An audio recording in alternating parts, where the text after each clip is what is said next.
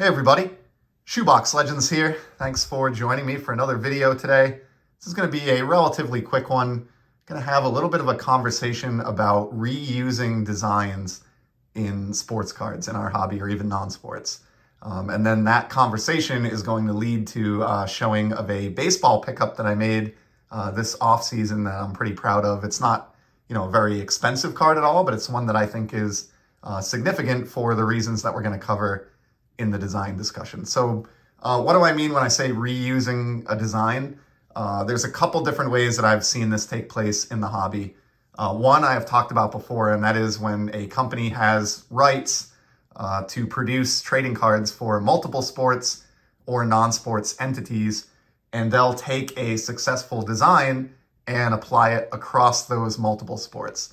So a good example of this that I've done videos on in the past is 1992 Fleer Ultra. So in 92, Fleer had rights to create trading cards for all four of the major North American sports. And so we got essentially the same design with some slight tweaks across baseball, basketball, football, and hockey that year.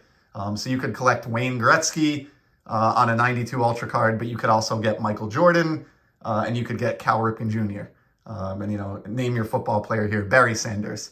So I love that concept. But another one that I enjoy, aside from, cross-sport or cross-entity, is when companies reuse a design that was successful for them in the past on like a retro type set. And the card that we're going to look at today is sort of unique in that it's kind of a combination of both of those concepts kind of jammed into one.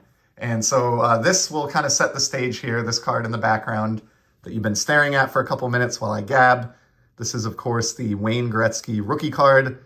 A huge card. It's just, I don't have any problem using the I word, iconic, for this one. I truly think it is, in my opinion, it is the most memorable and significant hockey card produced to date. And I think it probably always will be.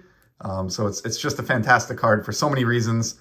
Gretzky, at least, presently holds just about every record you could imagine in the game.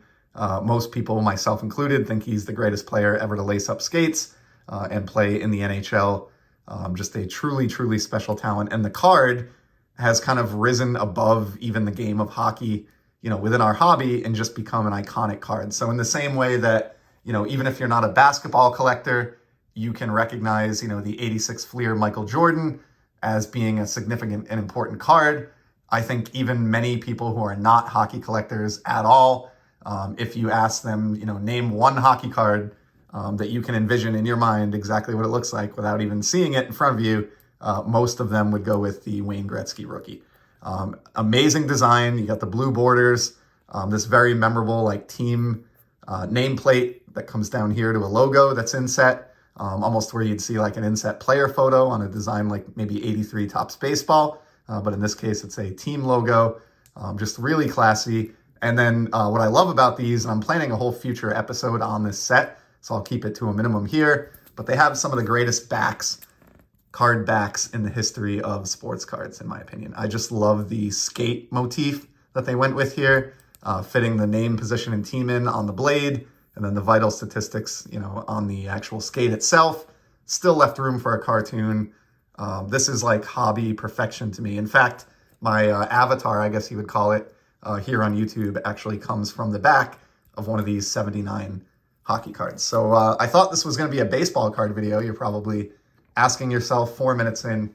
So let's just get to the baseball pickup that I made this offseason.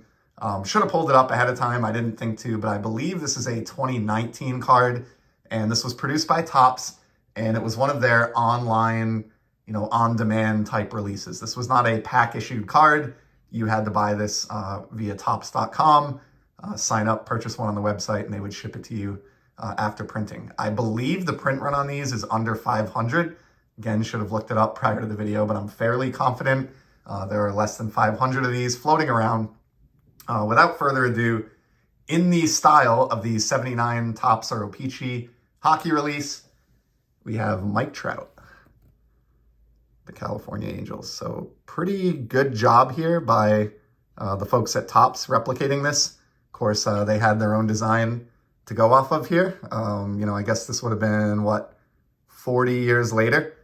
So I think this was kind of like a 40-year throwback or a shout out, kind of a celebration of that design, migrated over to the baseball front. So like I said, this one kind of checks both boxes for me in terms of being a cross-sport design reuse, but also a retro/reprint design reuse. So I just think it was very, very smart of the folks at Topps to create this card featuring, someone who may go down as one of the best players in baseball history.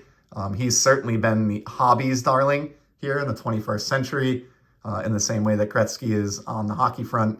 So I just think it's a very appropriate card. I like the image they chose. I like the faithful recreation of this. One knock against these online cards, those of you that collect these will know, they oftentimes don't really put much, if any, effort into the back. Sadly, that is the case for this one, but I will give Topps partial credit because at least recognizing the significance of that skate design on the back of the original hockey set, they did replicate a cleat for baseball on the back of this one. So you still have the same look and feel here. They still fit a cartoon in the upper right and a cleat in place of a skate. They got the colors down perfect. There's even a little bit of a, description in here, but sadly, the player name and team is in the right place and position. It would just be great if this actually had, Mike Trout's stats, vitals, and a little write-up about him. But sadly, as is the case with all of these, from the Throwback Thursday series, which is what TBT stands for, this is kind of the same general language. That's really more just an advertisement for the Topps throwback. So, the back, I'll give them, half credit for at least keeping the overall feel and appeal there for the originals, but it would have been great to just go all the way and really, really faithfully replicate that back. But other than that, I love the card. It was not expensive. Like I said, I paid under $30. I want to say it was even closer to $20 for the Mike Trout. I would actually consider sending that one into PSA at some point. I think it would be great to get it slabbed up, in a matching slab to my Gretzky here, to be able to display them kind of side by side with uniformity in that sense. So I think I'll add this to a future PSA submission pile. But I didn't want to wait that long to be able to show it on the channel, and thought this would make a fun video just to talk about the concept of design reuse and kind of retro throwback cards. So there you have it. Topps' take on what Mike Trout would look like on a 79 Topps kind of hockey design. I'll applaud them for this. Those back complaints aside, I think overall they did a good job, and certainly they got through the secondary market, got me to spend my money on the card anyway. So thanks for stopping by. I hope you enjoyed this look at a couple of GOATs on a very classic design, and I'll certainly be back in the very near future with some more sports card content. Till then, take care and enjoy the hobby.